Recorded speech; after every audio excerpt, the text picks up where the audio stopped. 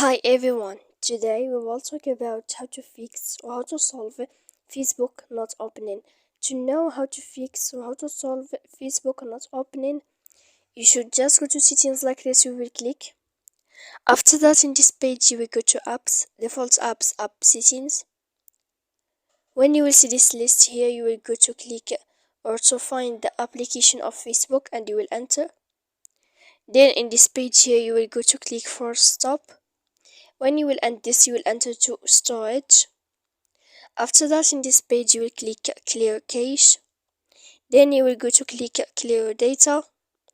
And when you will end this, you can turn off your phone so that you can know how to fix Facebook not opening. So please don't forget to support us by like and subscribe. See you next time in another video and thank you for watching.